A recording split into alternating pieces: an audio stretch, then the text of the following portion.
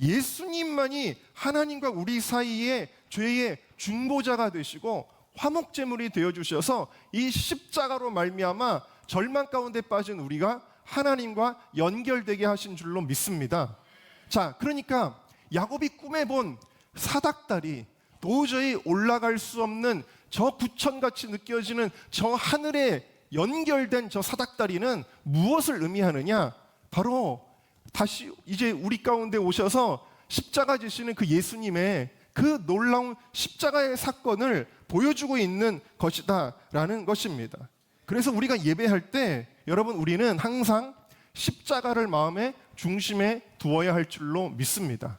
십자가가 빠진 예배는 인간의 흥분이고 인간의 즐거움과 만족을 위한 것이지 하나님과 연결되는 것은 아니기 때문입니다. 그래서 여러분, 항상 십자가를 보는 것이 중요해요. 예배당에 십자가가 요즘에 없는 교회가 많지만 십자가가 있는 것이 훨씬 더 좋습니다. 왜? 이 예배는 예수님을 통하여 하나님과 연결되는 시간이다라는 거예요. 어떤 훌륭한 메시지가 있고 아름다운 찬양이 있다고 할지라도 하나님과 연결되지 않는다면 그것은 아무 소용이 없는 것이죠. 우리가 예배 시간에 십자가와 관련된 것, 또 보혈과 관련된 찬송을 부르고 그것을 우리가 기도하고 이런 것들이 굉장히 좋습니다. 왜냐? 예배는 하나님과 연결되는 시간이기 때문입니다. 여러분 알고 계십니까? 지금 여러분들이 하나님과 연결되는 시간이라는 것을 여러분들 알고 계십니까? 무엇을 통해서 연결됐다고요? 예수님의 십자가를 통해서. 그러니까 여러분, 이 시간에 우리가 막 딴 생각하고 잡담하고 졸고 그럴 수 있어요, 없어요? 없죠, 여러분. 하나님과 연결된 시간임을 여러분들이 기억하시기를. 지금 영적으로는 하늘을 향해서 사닥다리가 놓여진 시간이라는 것을 기억하는 저와 여러분 되시기를 주님의 이름으로 축원합니다. 자, 두 번째 함께 읽겠습니다. 시작. 하나님의 임재를 경험합니다. 자, 13절을 읽어볼까요? 시작. 또 본즉 여호와께서 그 위에 서서 이르시되 나는 여호와니 너의 조부 아브라함의 하나님이요 이삭의 하나님이라. 네가 누워있는 땅을 내가 너와 네 자손에게 주리니. 여러분, 이 사다리의 끝에 누가 계셔요? 성부 하나님이 나타나셨어요. 하나님이 나타나셨어요. 그래서 하나님을 경험하는 거예요. 하나님을 한 번도 인격적으로 만나본 적이 없었던 야곱이 16절에 고백하기를 여호와께서 여기 계셨다라고 고백을 해요. 하나님을 만났다라는 것입니다. 과연 여기 계시거늘, 과연이라는 말은 히브리어로 아켄이라고 하는데 진실로, 참으로, 분명히라는 뜻이고 여기라는 건 빰마콤이라고 하는데 이 장소 아니라는 거예요. 여기는 지금 사람이 아무도 살지 않는 곳이에요. 인가가 없고 인척이 없는 곳입니다. 그런데 이 빈 들판인 이곳에 하나님이 계시다라는 것을 알고 깨닫고 감격하고 있는 거예요. 하나님의 임재를 경험하면 이와 같이 감격하게 되는 줄로 믿습니다. 저는 여러분들의 예배가 하나님의 임재를 경험하는 예배가 되어야 될 줄로 믿습니다. 17절에 이에 두려워하여 이르되 그랬어요. 왜 두려울까요? 이것은 하나님을 향한 경외심입니다. 하나님을 향한 경외심은 우리가 하나님이 이렇게 무서운 분이야, 우리를 이렇게 벌 주실 수도 있고 우리가 잘못하면 나중에 지옥도 보내셔, 이런 두려움을 가리키는 게 아니에요. 하나님을 향한 진정한 경외는 하나님의 임재를 경험할 때 느끼는 거예요. 이사야처럼 훌륭했던 선지자도 하나님의 임재를 경험할 때 그 앞에서 정말 떨면서 화로다 나여 망하게 되었도다라고 두려워 떨고 있는데, 이 경외는 하나님의 놀라우심과 하나님의 거룩하심에 대한 경외심이었다. 근데 오늘날의 많은 크리스찬들이 하나님을 향한 경외심이 없어요. 하나님을 동네 친구들만도 못하게 대하는 경우가 너무나 많이 있습니다. 왜 그럴까요? 하나님을 경외하지 않기 때문이에요. 하나님의 임재를 경험하지 못했기 때문이다라는 것입니다. 그러나 진정한 예배에는 하나님의 임재가 있는 것입니다. 야곱이 뭐라고 고백하냐면 하늘의 문이로다, 이렇게 고백을 합니다. 하늘로부터 문이 열렸다라는 거예요. 지금 이 시간에도 여러분, 진짜 예배하는 사람들에게는 하늘 문이 열리는 거예요. 스데반을 죽이려는 유대인들은요, 하늘의 문을 열리는 걸 경험하지 못해요. 그런데 스데반은 하늘의 문이 열리는 걸 봅니다. 그리고 보좌 위에 예수 그리스도를 바라보게 됩니다. 그래서 그의 얼굴은 천사와 같이 빛날 수가 있었던 거예요. 여러분들의 예배도 하늘 문이 열리는 예배가 되시기를 주님의 이름으로 축원합니다. 그래서 이곳을 하나님의 전이라고 부르죠. 성전 건물이 원래 세워져 있던 곳이 아니었습니다. 빈들이었습니다. 그러나 이곳에 이 경험을 통해서 성전이 세워지게 되는 것이죠. 성전의 본질은 하나님이 임재하시는 곳이다. 아무리 여러분 건물이 잘 되어 있어도 요즘 교회들 얼마나 잘 짓습니까? 화려하게 멋있게 크게 잘 짓습니까? 그러나 아무리 잘 지어도 하나님이 임재하지 않으면 그냥 거기는 관광지가 되고 마는 것입니다. 하나님을 예배하는 성전이라고 할 수가 없는 것입니다. 하나님이 임재하시지 않으면 성전의 본질이 사라지는 것입니다. 그럼 하나님 임재 어떻게 하나요? 이거 하나님께 달린 문제가 아니라 우리가 하나님을 제대로 예배하고 우리가 늘 고백하는 것처럼 영과 진리로 예배하고 그럴 때 하나님이 그곳에 임재하시는 거예요. 하나님은 인격적이신 분이기 때문에 우리가 사모하고 우리가 모실 때 임재하시는 분이시죠. 우리가 그냥 팔짱 끼고 오늘은 무슨 얘기 하나 보자 이러면은 하나님의 임재를 경험할 수 없는 것입니다.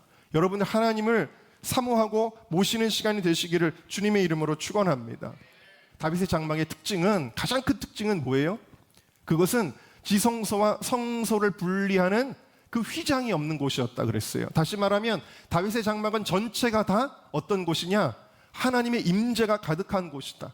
구약 시대에는 오직 대제사장만이 그것도 1년에 한 번 하나님의 임재 속에 들어갔는데 오늘 신약교회의 모습을 다윗의 장막이 예표하면서 신약교회는 어떤 교회여야 되느냐? 하나님이 임재하는 것을 모든 성도들이 경험해야 된다라는 거예요. 그냥 목사님만 경험하고 전도사님들이나 경험하고 교회 오래 신앙생활하신 장로님들이나 경험하는 것이 아니라 모든 성도가 어린 아이들까지 이곳에 임하시는 하나님을 경험하는 것입니다.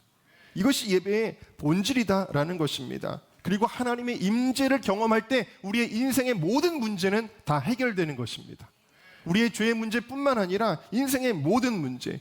욥이 그렇게 고난이 많아도 욥에게 그렇게 많은 의문들이 있었지만 그래서 그 수많은 논쟁들이 욥기에 기록이 되어져 있지만 욥이 나중에 그 질문에 대하여 더 이상 의문을 가질 필요도 없고 욥이 오히려 하나님을 향하여 예배하고 찬양하고 감격하고 감사하는 일은 언제 일어났나요? 마지막 욥기의 마지막에 하나님이 임재하실 때, 하나님이 임재하실 때는 그 모든 고난이 눈 녹듯이 다 사라지고 그 모든 의문들이 말로 설명할 수는 없지만 다 풀리게 되는 거예요. 여러분들이 오늘 많은 문제를 가지고 하나님 앞에 나왔을지라도 하나님의 임재를 경험하면 여러분들의 인생의 모든 문제들은 눈 녹듯이 다 사라져버리는 것임을 여러분들이 믿으시기를 바랍니다. 자, 세 번째 같이 읽겠습니다. 시작. 천사들도 예배를 섬깁니다. 자, 12절을 같이 읽어볼까요? 시작. 꿈에 본즉 사닥다리가 땅 위에 서 있는데 그 꼭대기가 하늘에 닿았고 또 본즉 하나님의 사자들이 그 위에서 오르락 내리락하고. 하나님의 사자라는 건 뭐죠? 천사를 가리키는 거예요. 자, 천사들이 이 사닥다리를 중심으로 해서 하늘로 올라가기도 하고 하늘에서 내려오기도 하고 굉장히 바쁘게 뭔가를 하고 있는 것을 보게 되어졌습니다.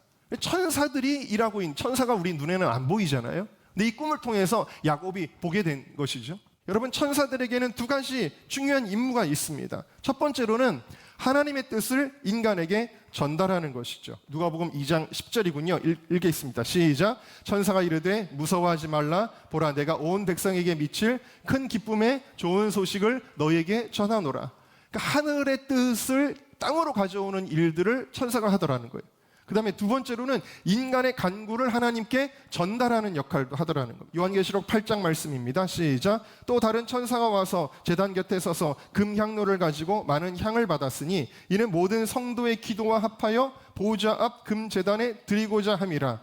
향연이 성도의 기도와 함께 천사의 손으로부터 하나님 앞으로 올라가는지라. 그래서 이 베델에서 천사들이 오르락 내리락 하고 있었다. 제가 말씀드리는 주제의 관심은 천사가 아니에요. 천사에 대해서 우리가 잘 몰라도 상관없어요. 천사에 대해 우리가 잘 알 수도 없어요. 그러나 중요한 것은 우리의 예배가 이와 같이 십자가를 통하여 하나님과 연결될 뿐만 아니라, 다시 말하면 파이프가 설치가 되었을 뿐만 아니라 이 파이프로 물이 흘러가야 될 거 아니에요.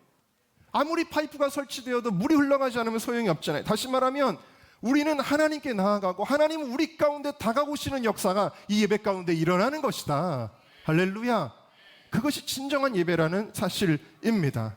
자, 네 번째 우리 주제를 같이 읽겠습니다. 시작. 하나님의 말씀의 계시가 부어집니다. 자, 13절부터 15절까지는 하나님께서 이제 꿈 가운데, 꿈도 계시죠. 이 꿈 가운데 야곱에게 나타나셔서 말씀하시는 거예요. 나는 너의 조부 아브라함의 하나님이고 이삭의 하나님이다. 내가 네가 누워있는 이 땅을 너와 네 자손에게 다 주게 될 것이다. 네 자손이 티끌같이 많아질 것이다. 네 자손이 어디를 가든지 복을 받게 될 것이라고 하나님이 말씀을 막 하시는 거예요. 누구에게? 야곱에게 말씀하시는 겁니다. 여러분, 오늘 우리의 예배는 예언적인 예배입니다. 예언적인 예배가 신약교회의 모델이에요. 예언적인 예배라는 거는 앞일을 맞추고 너 무슨 일 했지 이런 거 맞추고 그게 예언이 아니에요. 예언적인 예배라는 것은 하나님의 뜻이 이 땅 위에 펼쳐지는 거예요. 이게 예언적 예배예요. 여러분, 심지어 우리가 드리는 찬양의 가사조차도 예언적 선포가 되는 거예요. 우리가 부흥을 찬양할 때 부흥이 이 땅 위에 이루어질 것이다 라고 선포하는 거예요. 하나님 나라를 선포하는 거예요. 그래서 우리의 예배는 예언적인 선포의 예배이다 라는 것입니다. 그래서 여러분들이 이 예배 가운데는 하나님의 말씀을 들을 수 있어야 됩니다.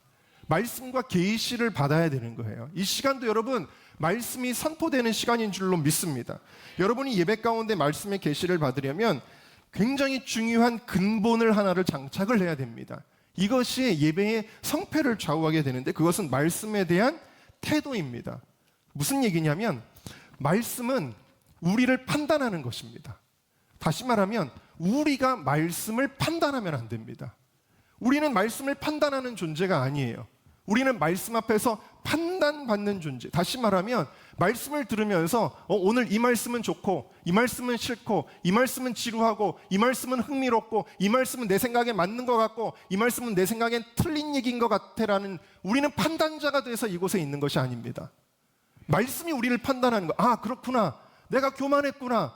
아, 내가 음란했구나. 아, 그렇구나. 내가 이것이 옳은 줄 알았는데 나는 좀 잘못된 길을 가고 있었구나. 말씀이 나를 판단하는 것인 줄로 믿습니다. 늘 예수 믿는 사람들을 판단하고 정죄했던 사울이라는 청년이, 그 청년이 예수님의 말씀 앞에서는 판단받는 거예요. 그는 자기가 옳은 일이라고 생각하면서 교회를 핍박했는데 사울아 사울아 네가 어찌하여 나를 핍박하느냐. 주여 뉘시오니까 나는 네가 핍박하는 예수다. 아니, 예수님이 하나님의 아들이었고 나는 그 하나님의 아들을 대적하는 자였다라는 것을 사울이 깨닫고 그 말씀 앞에 판단받고 그는 꼬꾸라지는 거예요. 그는 그래서 자기의 인생을 180도 다메섹으로 가던 그의 발걸음은 180도 바뀌어서 이제는 복음을 전하기 위하여 회당을 향하게 되는 것을 우리가 보게 되어지는 것입니다. 그거는 예수님이 사울에게 직접 말씀하신 거잖아요. 여러분, 그렇지 않습니다. 누가복음 16장에 보면 부자가 지옥에서 뭐라고 얘기하냐면 저 나사로를 좀 보내서 얘기해 주세요. 우리 가족들에게. 그러면 믿을 겁니다. 그럴 때 하나님은 뭐라고 대답하시냐면 그들에게 모세와 선지자들이 있었는데 그들이 그것 듣지 않으면 아무리 죽은 자가 살아나서 말해도 소용이 없는 것이다. 주님은 선지자들을 통한 메시지가 충분하다라고 말씀을 하신 것이죠. 그래서 데살로니가 교회의 성도들은 이러한 칭찬을 듣게 되어집니다. 데살로니가전서 2장 13절을 우리 같이 읽겠습니다. 시작. 이러므로 우리가 하나님께 쉬지 않고 감사함은 너희가 우리에게 들은 바 하나님의 말씀을 받을 때에 사람의 말로 아니하고 하나님의 말씀으로 받음이니 진실로 그러하다. 이 말씀이 또한 너희 믿는 자 속에서 역사하느니라. 아멘. 그러니까 이 시간에도 여러분 사람의 말로 듣는 것이 아니라 하나님이 나에게 지금 말씀하신다라는 거예요. 그럴 때 말씀이 레마가 된다라는 것이죠. 우리 함께 따라합시다. 하나님이 지금 나에게 말씀하신다.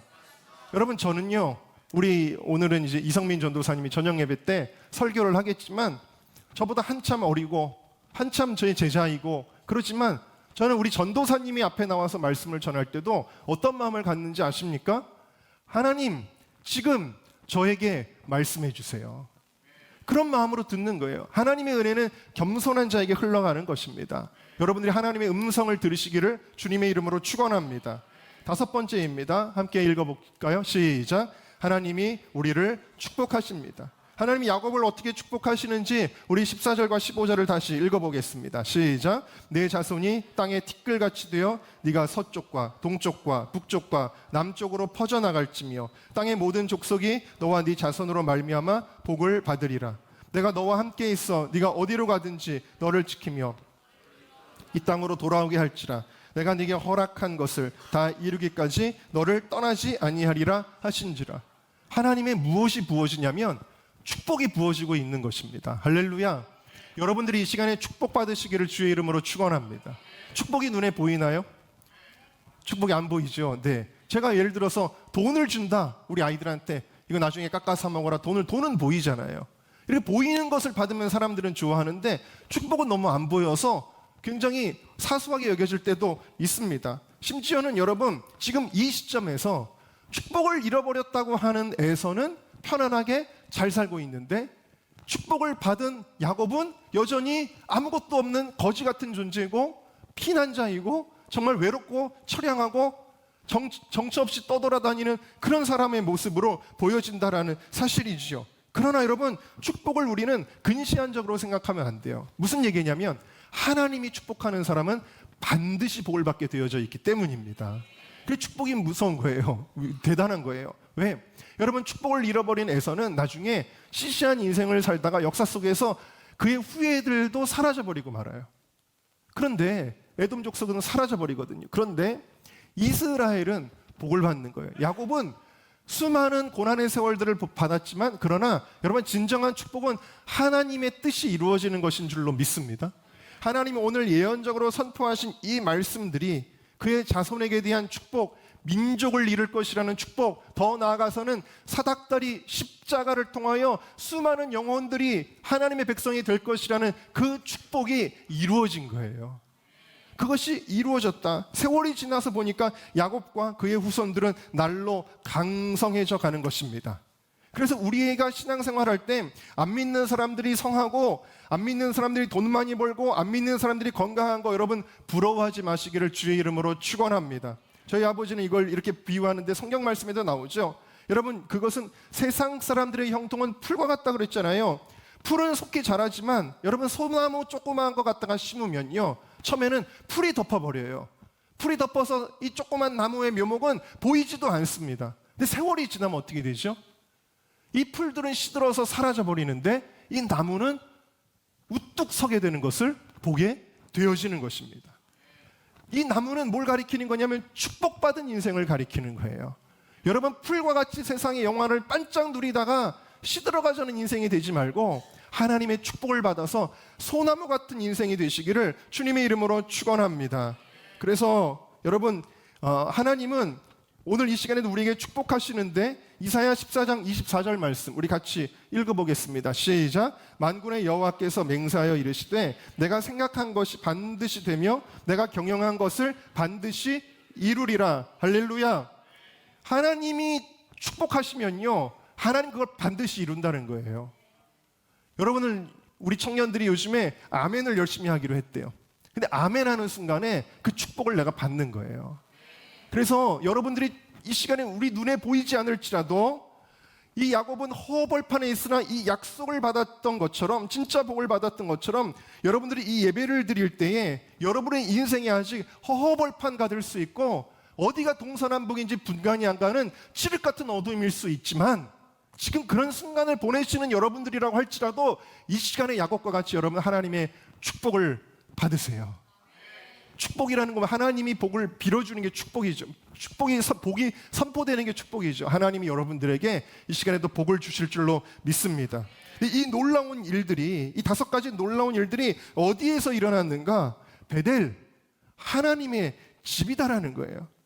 그래서 하나님의 집의 본질은 예수 그리스도를 통하여 하나님과 연결되고 그리고 이곳에서 하나님의 복을 받는 장소다라는 사실입니다. 그래서 야곱은 이곳이 굉장히 특별하다고 여기게 돼서 자기가 배웠던 그 돌을 가져다가 기둥을 삼고 기름을 붓고 내가 다시 돌아오면 이곳에 성전을 짓겠습니다라고 하나님 앞에 서원하게 되는 것인 줄로 믿습니다. 자, 이렇게 하나님의 임재를 알게 되고 임재를 경험하게 된 야곱의 행동이 이제 매우 특이한 것이 나옵니다. 여러분 밤중에 자다가 깬 거 아니에요. 꿈을 꿔가지고 피곤할 수도 있잖아요. 그런데 야곱이 늦잠 자지 않고 다음날 일찍 일어났대요. 오늘 말씀이 그렇게 이야기를 하고 있어요. 그리고는 뭐해요? 하나님 앞에 예배를 제단을 쌓습니다. 그리고 기도하는 거예요. 뭐라고 기도하냐면 하나님 저를 무사히 돌아오게 해주세요. 그렇게 기도했어요. 하나님 저를 무사히 돌아오게 해주시면 제가 여기 성전을 짓고 11조를 드리고 이렇게 하겠습니다라는 기도가 나오고 있잖아요. 그리고 그의 기도대로 많은 세월이 흐르긴 했지만 그는 다시 고향 땅으로 무사히 돌아오게 됩니다. 여러분, 야곱이 일찍 일어났다는 것은 뭘 의미할까요? 이것은 그에게 영적인 은혜가 있었다라는 거예요. 영적인 에너지가 있었다라는 거예요. 여러분, 삶의 의욕을 잃어버린 적이 있으십니까? 정말 아무것도 하기 싫고 살기 싫고 좀 하루하루 너무 고단하고 의욕을 다 잃어버려 본 적이 있으십니까? 여러분, 그럴 때는 어때요? 일어나고 싶나요? 일어나기 싫죠. 직장이 있어도 일어나기 싫고 직장이 없어도 일어나기 싫은 거예요. 삶의 에너지가 없는 사람들은 일어나기가 싫어요. 근데 여러분, 삶의 목표가 생기고 꿈이 생기고 삶의 의욕이 생기고 에너지가 있는 사람은 누가 시키지 않아도 일찍 일어나게 되는 것입니다. 왜? 이제 내가 가야 할 길이 보이기 때문입니다. 그리고 내가 가야 하는 그 길에 이제는 누구의 힘이 필요해요? 하나님의 도우심이 필요하기 때문입니다. 여태까지 내가 절망했던 것들, 내가 의욕이 없었던 것들은 내 힘으로 버티다가 힘들어가지고 의욕을 잃어버린 거예요. 그러나 이제 하나님의 임재를 경험하면 내가 갈 길이 보이는데 그 하나님이 보여주시는 그 길에 주님이 내가 너와 함께하겠다라고 말씀하시니 그러면 주님 저를 도와주세요. 그 길을 제가 성공적으로 가보겠습니다 하게 되는 거예요. 그래서 야곱은 일찍이 일어나게 되어진 것입니다. 이것이 바로 하루의 첫 시간을 드리는 새벽 제단의 의미인 줄로 믿습니다. 이 기도가 얼마나 놀라운지 29장에 이르러 야곱은 무사히 외삼촌 라반의 집에 이르게 됩니다. 그들과 한 식구를 이루게 되고 거기서 아내들을 맞이하게 되고 거기서 자녀들을 낳게 되고 그래서 이스라엘 민족의 처음을 이루게 돼요. 12지파를 통해서. 놀라운 일들이 일어나게 되어지고 그리고 마침내 33장에 이르러 자기를 죽이려는 에서의 위기에서도 무사히 그의 기도대로 고향 땅에 돌아오게 되어집니다. 야곱의 기도대로 되었습니다. 그 기도가 성취된 이후에 34장에서 그 가정이 어려움을 당하게 되고 가나안 거민들에게 포위되어 멸절될 위기를 맞을 때에 하나님이 또 뭘 명령하세요? 창세기 35장에 보면 하나님이 야곱에게 뭐라 그래요? 베델로 올라가서 네가 처음 단을 쌓았던 거기서 제단을 쌓아라 라고 말씀하세요. 하나님은 야곱이 이때 드렸던 기도를 기억하고 계시는 거예요. 그때도. 그래서 베델로 올라가서 서원을 갚게 하십니다. 여러분, 야곱의 운명이 이 기도로 결정된 것입니다. 여러분들의 운명이 여러분들의 기도로 결정되는 것입니다. 특별히 여러분, 새벽 기도는 하루의 운명을 바꾸는 것입니다. 첫 시간의 기도는 그 한날의 운명을 만들어가는 것입니다. 기도로 시작하는 사람과 내 힘과 내 지혜, 내 능력으로 살아가는 사람의 하루는 하늘과 땅 차이가 될 수밖에 없는 것입니다. 그리고 이 새벽 기도의 연속은 결국 한 사람의 일생의 운명을 바꾸게 되는 것입니다. 십자가를 통해 하나님과 연결되고 임재를 경험하고 우리의 간구가 상달되고 말씀과 계시가 부어지고 하나님의 뜻이 펼쳐지고 하나님의 축복을 받는 역사가 여러분들의 삶 가운데 일어날 수 있기를 주님의 이름으로 축원합니다.